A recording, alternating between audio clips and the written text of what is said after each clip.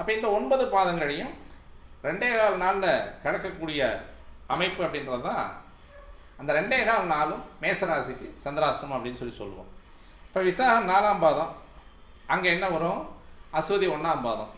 விசாகம் 4ஆம் பாதத்தை விட்டு அடுத்து வந்து அனுஷம் 1, 2, 3, 4, அசுபதியில் வந்து 2, 3, 4, பரணி 1.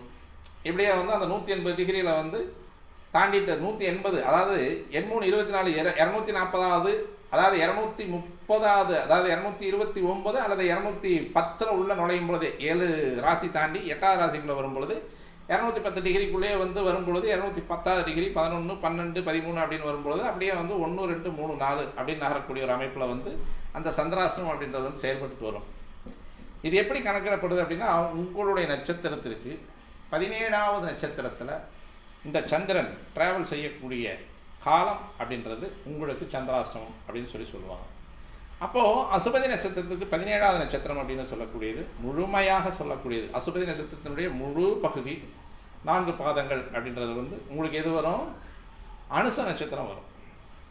அப்போது விசாகத்தை தாண்டி 4ஆம் பாதத்தை தாண்டினோடனே அனுச நட்சத்திரத்தில் ஒரு 3 பாதங்கள் அப்படின்னு சொல்லக்கூடிய ஒரு அமைப்பில் அந்த 17ஆவது நட்சத்திரம், ஏன்னா அசுபதியிலிருந்து 1, 9 அப்படின்றது வந்து ஆயில்யம், ஆயிலத்திலிருந்து அதாவது மகத்திலிருந்து 9ஆம் நட்சத்திரம் அப்படின்றது வந்து கேட்டை.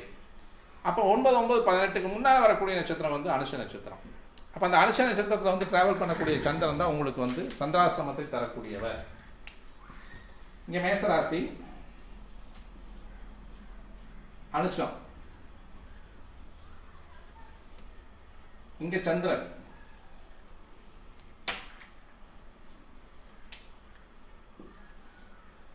இந்த சந்திரன் 8ஆவது ராசி அப்படின்னு சொல்லக்கூடிய இங்கே விருச்சிக ராசிக்குள்ள நுழையும் பொழுது விசாகம் 4ஆம் பாதம் இங்கே இப்படி உள்ள என்ட்ராகி விசாகம் 4ஆம் பாதம் வரைக்கும் இங்கே ரேவதிக்கு தான் உட்காந்துருப்பார். இங்கிருந்து இந்த ராசியை தான், ஏன்னா இங்கிருந்து இப்படி டிராவல் ஆகிட்டு வரக்கூடியது 8ஆவது ராசி அப்படின்னு சொல்லக்கூடிய மீனராசிக்கு தனது அந்த அஷ்டம ஆதிபத்தியத்தை கொடுத்துட்ருப்பார்.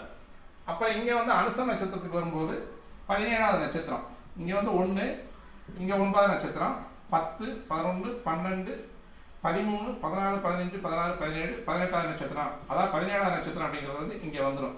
அதாவது விசாக நட்சத்திரம், விசாகத்துக்கு அடுத்து வரக்கூடிய அனுச நட்சத்திரம் உங்களுக்கு 17ஆவது நட்சத்திரத்தில் டிராவல் பண்ணக்கூடிய அமைப்பு அப்படின்னு சொல்லக்கூடியது உங்களுக்கு சந்திராசிரமத்தை தரும். இதை வந்து நம்ம எடுத்துக்கலாமா வேண்டாமா அப்படிங்கிற ஒரு கேள்வி வரும்பொழுது மேக்ஸிமம் சந்திராசிரமம் அப்படின்னு சொல்லக்கூடிய அமைப்பை பார்த்து அதிகமாக பயப்பட வேண்டாம்.